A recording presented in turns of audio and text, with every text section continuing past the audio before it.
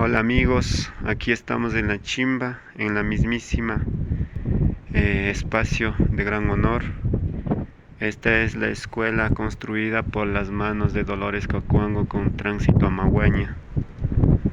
Y vemos ahí, vieron las aulas armadas con las pizarras aquí pintadas en la pared, así eran.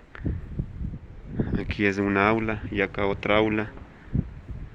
Una pizarrita que está aún vigente y el piso desgastado que para mí realmente se ve súper mágico, hermoso.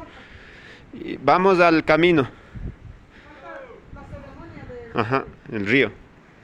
Pero antes de eso hay dos en camino, una donde Luis se niega a ir a la escuela, dice, ¿por qué tengo que ir y ni sé qué? La...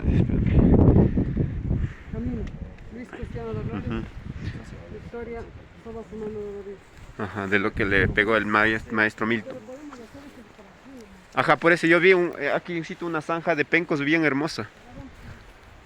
¿Ya acabamos aquí? Ajá, vamos. Esta es la mismísima escuela levantada por Mama Dulu Dolores Cacuango en medio de este páramo de la Chimba.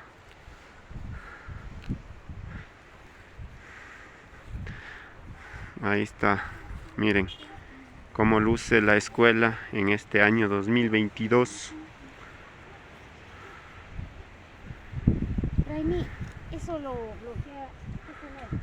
Eso no lo lleva porque los dolores nunca tocaban. Ahora toca. 143.